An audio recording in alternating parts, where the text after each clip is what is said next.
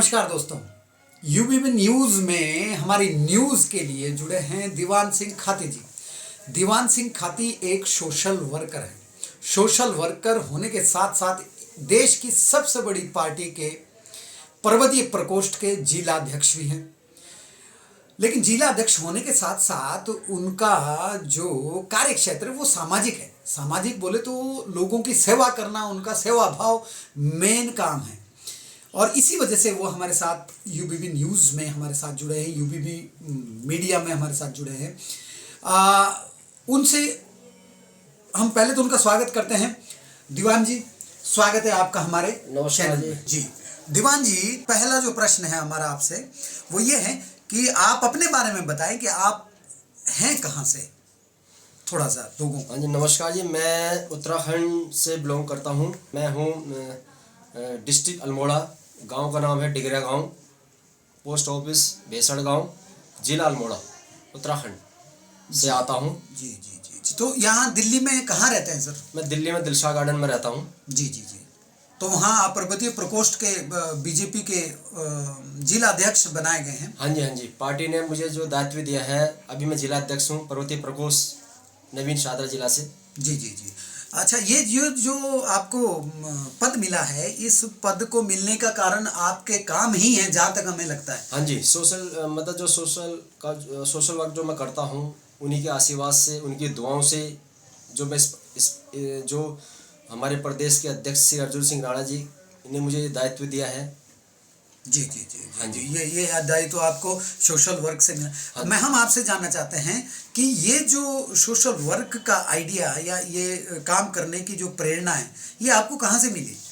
ये ऐसा हुआ जी, मैं एम्स में गया था कोई किसी रिश्तेदार को लेके, और मैंने वहाँ देखा कि पहाड़ के एक फैमिली बहुत देर से इधर से उधर, उधर से इधर, इधर से उधर, और जो कि एक काफ़ी सीरियस पेशेंट था उनका, वो इधर से उधर, उधर से इधर भटक रहे थे। तो मैंने देखा, आधा घंटा देखा मैंने कहा यार ये बहुत घूम रहे हैं इधर से उधर, उधर से, कुछ पता ही नहीं चल रहा है कैसे क्या हो रहा है। तो मैंने ऐसे ही पूछ लिया कि आप कहाँ से हो, आप यहाँ किस लिए आए हो? तो उन्होंने बोला कि हम ये उत्तराखंड से आ रखे हैं, हल्द्वानी से आ रखे हैं, और ऐसी ऐसी हमारी समस्या है, कोई हमें बता नहीं रहा, कोई इधर भेज रहा, कोई उधर भेज रहा, कोई इधर भेज रहा, कोई इस बिल्डिंग, कोई उस बिल्डिंग।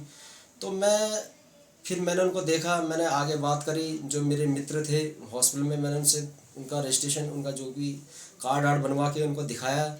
तो उन्होंने मेरे को बोला कि आप थोड़े पैसे रख लीजिए और आपका बहुत बहुत धन्यवाद। मैंने मना कर दिया, मैंने कहा नहीं, मैं तो ऐसे ही आया था, तो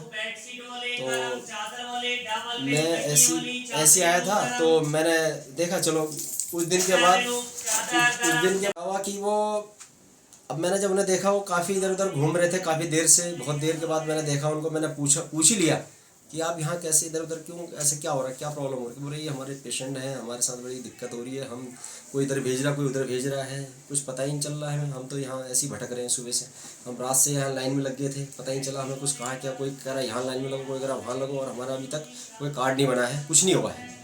तो उनको देख के मेरे को बड़ी अजीब सा लगा। मैंने कहा यार, उसके बाद मैंने थोड़ी उनकी हेल्प करी। तो उसके बाद क्या हुआ, मेरे अंदर से ही वो एकदम जुनून सा हुआ कि नहीं यार, जितना उत्तराखंड से लोग आते हैं बेचारे, आज ये ऐसे हैं, ऐसी कितनी फैमिलियाँ यहाँ आती है, ऐसी आके चली जाती है, किसी को तो कुछ पता ही नहीं होता कि कहाँ दिखाना है, कहाँ जाना है, क्या करना है। इस दिल्ली जैसे शहर में तो अपने आप को एक अकेला महसूस करते हैं वो, उनकी कोई आवाज़ उठाने वाला नहीं है यहाँ। तो ये कारण आपका रहा, ये सामाजिक जो भावना, वैसे तो ये सबके अंदर होती है लेकिन कोई भी करता नहीं है। सलूट है सर आपको कि आप ये सब करते हैं लोगों के लिए। अच्छा सर, ये थोड़ा सोशल से हट के एक राजनीतिक उस पे मुद्दा है, सवाल पूछेंगे आपसे कि राजनीति में आप अपना गुरु किसको मानते हैं? अभी मैं जो राजनीति, जो मैं भाजपा से हूँ और एक सामाजिक आदमी हूँ। मैं राजनीति में अपने आदरणीय श्री भगत सिंह कोश्यारी जी, गवर्नर साहब हैं इस टाइम महाराष्ट्र के, पूर्व मुख्यमंत्री उत्तराखंड के, मैं उन्हीं के नक्शे कदम पे चलना चाहता हूँ और मैं उनको अपना आदर्श मानता हूँ। अगर भविष्य में आप चुनाव लड़ते हैं और उसमें जीत भी जाते हैं तो आप क्या क्या प्राथमिकताएं अपनी रखेंगे? देखिए, ये ऊपर वाले के आशीर्वाद से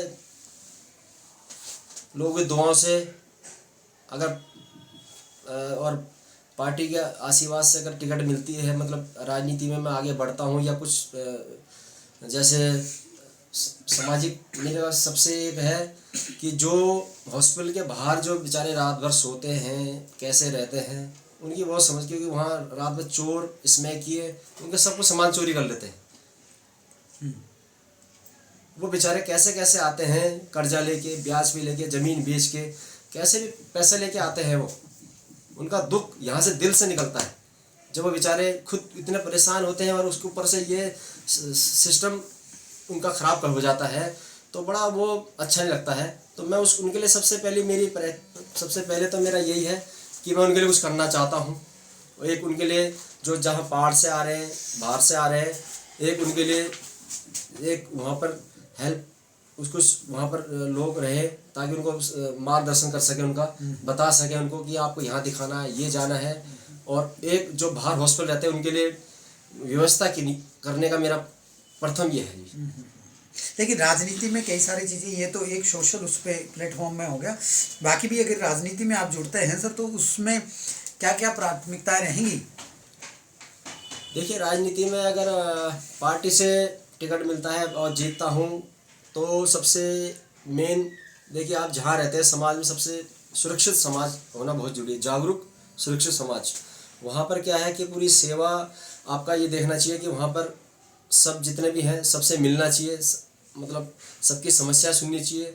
जब हमें जनता कुछ समस्याएं सभी सुनते हैं सर, लेकिन उनका निराकरण कैसे होता है? देखिए, राजनेता यानी उसके विषय राजनेता का शब्द ही ऐसा है, राजनेता यानी जनता का नेता, लोगों समूह द्वारा चुना हुआ उनका प्रतिनिधि, जो उनकी आवाज़ उठाने वाला, उनके हर मुद्दे को आगे लाने वाला, उनकी सुरक्षा, उनका स्वास्थ्य, जो कई समस्या जो उनकी जुड़ी होती है उनको आगे रखने वाला ही राजनेता कहा जाता है। आगे सवाल ले लेते हैं सर। अगला, जिस तरीके अब राजनीति की बात चली ही गई है तो आजकल की जो राजनीति चल रही है उस पर आपका क्या कहना है? देखिए, आजकल की राजनीति,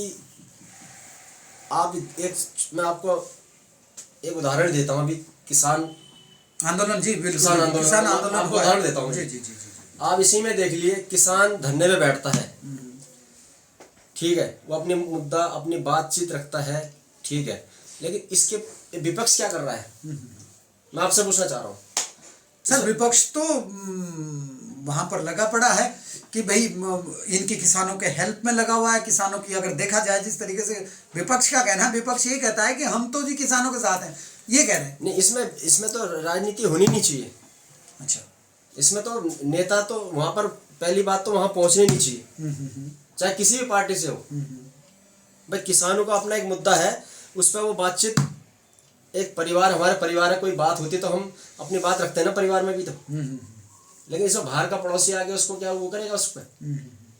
नहीं, राजनेता तो वैसे भी घुसने नहीं दे रहे हो लोग, लेकिन बहन सिंह के पोते को उन्होंने बुरी तरीके से। देखिए, राजनीति आप देख लीजिए, इस टाइम इतनी वो हो रही है कि इसको एक मुद्दा बना दिया, राजनीति मुद्दा बना दिया, किसानों को एक राजनीति मुद्दा, एक पीछे से बैकडोर से उनको सपोर्ट मिल रहा है।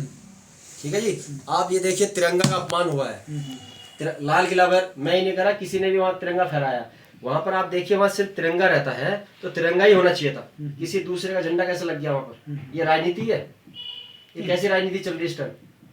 तिरंगा तो वहां रहा, लेकिन हाँ ये जरूर है कि वहां दूसरा झंडा भी नहीं लग सकता जब वहां तिरंगा। देखो, जब किसान वहां बैठे हैं तो इसमें सबसे बड़ी चीज, इस टाइम की जो राजनीति हो रही है ये बहुत ही, जिसे कहते हैं आप, बिल्कुल गलत हो रही है। तो किस तरीके से होना चाहिए सर, कुछ आइडिया दे आप। राजनीति, आप एक समूह द्वारा उसको, चाहे वो सांसद बनता है, चाहे विधायक बनता है, चाहे निगम पार्षद बनता है, एक लोगों समूह द्वारा उसको चुना जाता है, जो कि एक जनप्रतिनिधि होता है।